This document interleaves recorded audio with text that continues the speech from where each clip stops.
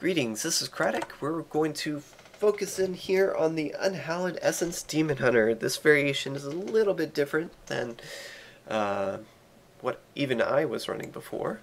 It's still a Fire Rune Arsenal based build, so we get the homing rockets, we get the multi-shot, but we're running a few different things here. We're running Smokescreen instead of Vault.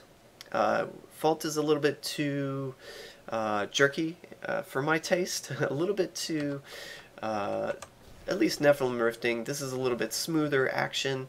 It gives you a lot of movement speed for the build, and I just find it a little bit more pleasing. We've got a lot of attack speed in this build.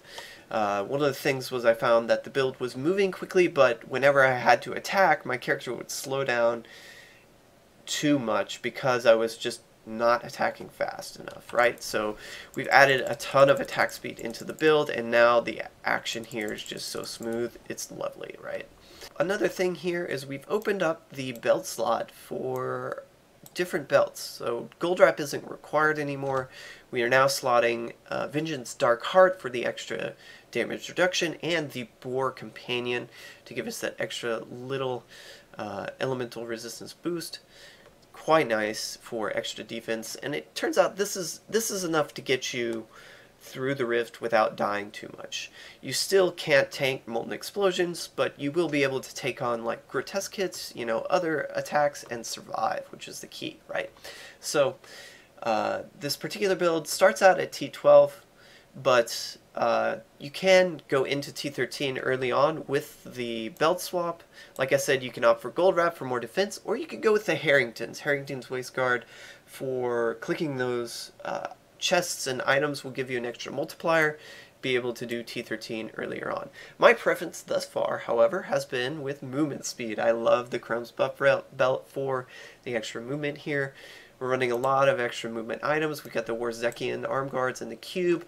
Those extra missiles coming off from the multi-shot are going to wreck destroyable objects all the time. So this is going to be up most of the rift, which is quite nice. The extra 50% movement speed there. We've got the 100% from Smokescreen. We got the 30% from Shadow Glide going off. We got the 60% here from Tactical Advantage.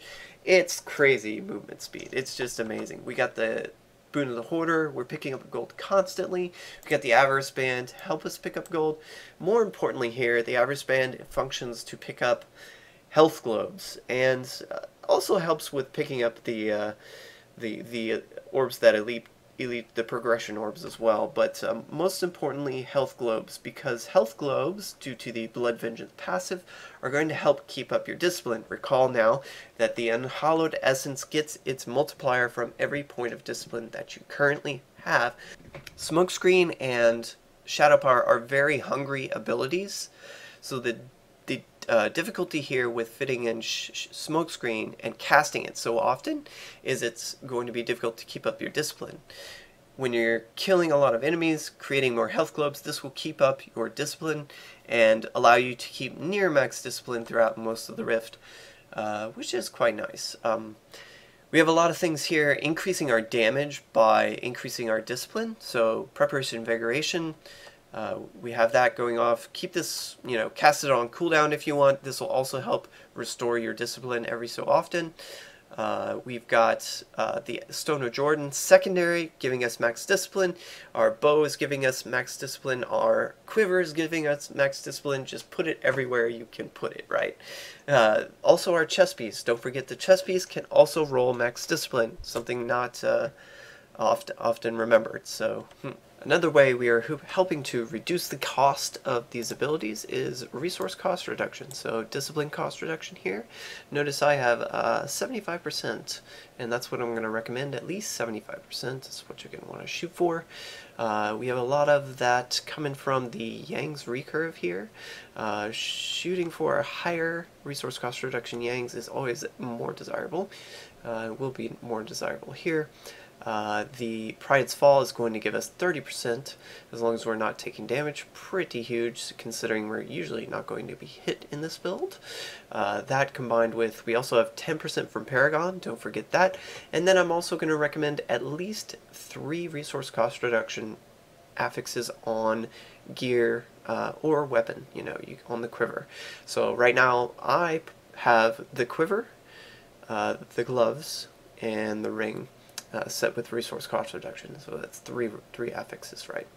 And this will be enough to get you up to the 75% mark, which balances your discipline quite nicely, and even gives you more leeway in your hatred management, which is quite nice.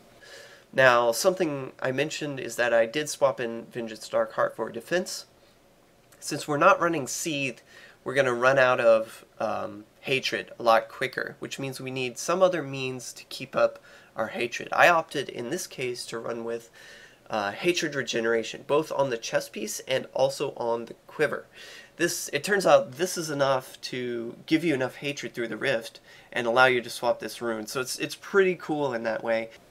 For attack speed, you're going to want 7% on your weapon. Of course, after that, you're going to want to look for at least 2 affixes on either your rings or your glove. Keep a keen eye out for quad gloves. This is where you can possibly fit in an extra affix.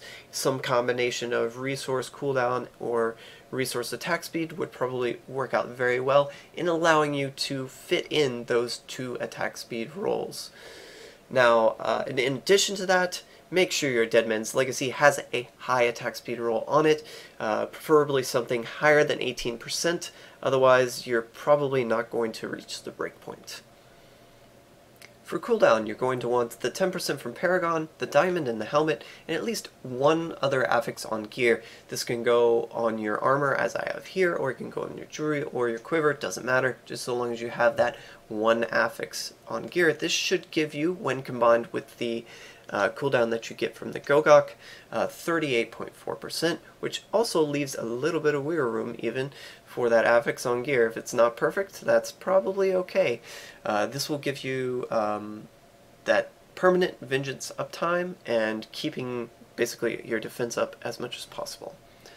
The one thing you'll have to notice here is at the beginning of Rift, this will not be up, so you will have some vengeance downtime after your first cycle. This is why I highly recommend getting a Hellfire Amulet. I do not have it here, but getting a Hellfire Amulet with awareness would be really nice to have.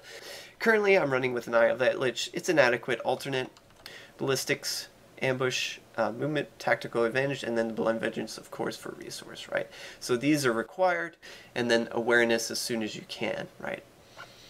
Quick note, Zay's commanding overall the higher multiplier gem-wise, so I felt like that was the better gem to stick with. However, earlier in season, it will be harder to find a Zay's gem and level it up to get the level of multiplier you would need to overcome a Bane of the Powerful. That's pretty much it. I hope you enjoyed this build. I've been loving it. Hope you like it too.